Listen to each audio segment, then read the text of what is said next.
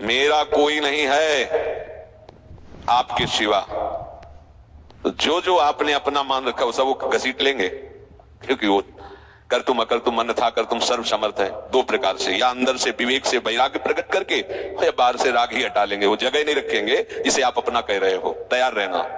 और यदि वास्तविक हृदय से ऐसी बात आ जाए तो उसी समय वो महात्मा हो गया। उसी समय करो सत्य, सत्य माने तत्काल, क्षिप्रम भवति धर्मात्मा। उसी समय बहुत जल्दी वो महात्मा बन जाता है। कितना सुंदर सिद्धांत है। रहो न कबहू कतहू कछु मेरो अपनो काम। अब अपने लिए कोई कार्य नहीं रह गया है। अपने लिए कितना कार्य था कि संसार में कोई हमारा न रह जाए। लोग रोते हैं इस बात का, हमें संसार में कोई प्यार नहीं करता, कोई अपना नहीं। यही तो सिद्धि है। आओ इधर, हमारे मार्ग में ये लाभ है कि कोई हमें प्यार न करे। भर्तृहरि जी ने भगवान शंकर जब प्रसन्न हुए, प्रकट हुए, तो वरदान मांगा कि कभी कोई सम्मान से मुझे एक टुकड़ा भी न दे, क्योंकि ये सम्मान, ये प्यार प्रभु से विमुख कर देता है। देखो हम जी तुम्हारे बिना जी नहीं सकते, तुम चले गए तो मेरा क्या होगा। अब उसकी बात में ही समझो तुम्हें कितना प्यार कर रहा हो। क्या कह रहा है? तुम चले गए तो मेरा क्या होगा। ये प्यार है। क्या सोच रहा है वो? मेरा क्या होगा। बस पकड़ लो, कोई तुम्हारा नहीं। कोई तुम्हें जो बहुत प्यार करता हो उसकी बात सुनना, उसमें आप अगर विवेक जागृत है तो उसमें गंध मिलेगी केवल स्वार्थ की, केवल स्वार्थ की। कहीं किसी कोने में तुम्हें प्यार नहीं मिलेगा। पूरी प्यार की जो स्वांग भरी वृत्ति है उसमें केवल स्वार्थ नृत्य कर रहा होगा, केवल वासना नृत्य कर रही होगी, केवल कामना का तांडव होगा। बस विवेक से देखना, अगर विवेक नहीं तो सब फंसे हुए तो उसी में है। प्रभु कह रहे हैं कि जब साधक भगवत आश्रय नहीं लेता तो कहीं ना कहीं उसके हृदय में भोक्ताव करता भाव बना रहता है, अहंकार के कारण। फिर वो विषयों का चिंतन करता है। बहुत ध्यान देने योग्य बात है। विषयों का भोग तो बाद की बात है, हमारी दुर्गति का प्रधान कारण विषय चिंतन है। इसलिए भगवान ने कहा है कि जो मेरा चिंतन करता है निरंतर, उसके लिए मैं सुलभ हो जाता हूं। अनन्य चेता सततम यो माम स्मरति नित्यसः तस्याहं सुलभा पार्थ। मैं उसके लिए सुलभ हो जाता हूं। अब यहां ध्यान देना है कि विषय क्रिया नहीं हुई, लेकिन केवल चिंतन आपके हृदय को बर्बाद कर देगा। इसलिए कहा गया कि एक क्षण भी भगवत चिंतन छूटा तो हानि हो गई।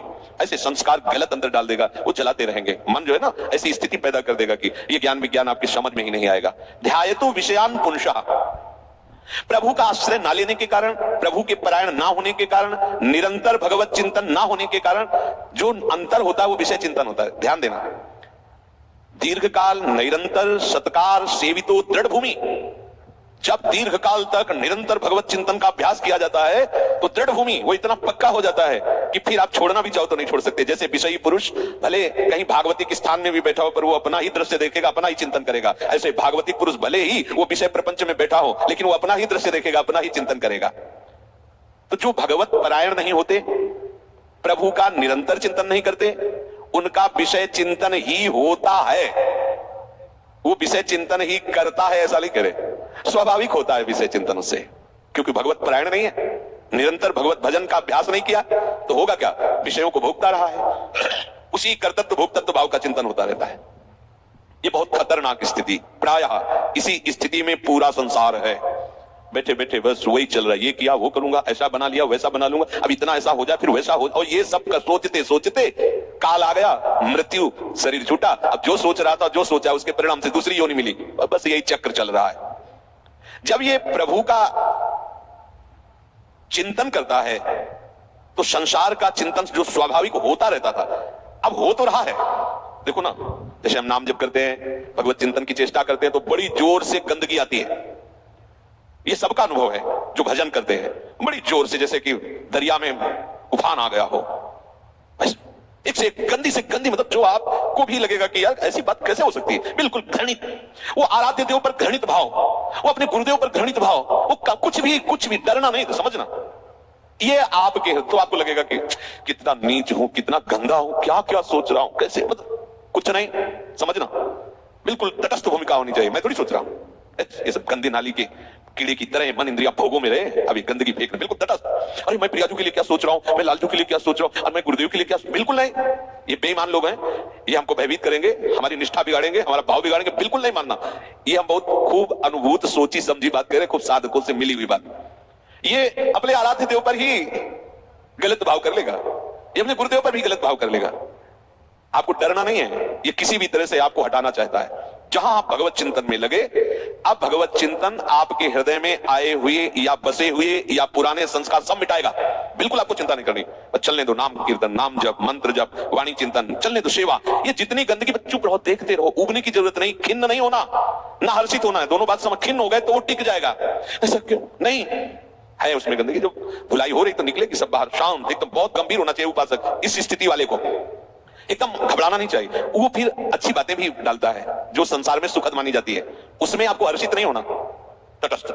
यहां तक कि वो भागवतिक बातें भी डालेगा तो आपको भी गंभीर रहना है, क्योंकि वो थोड़ी देर जब समझ गया कि ये भागवतिक बात को सुनता है, तो जहां भागवतिक बात दी आप सुनने लगे, अपनी पेशगी कर देगा।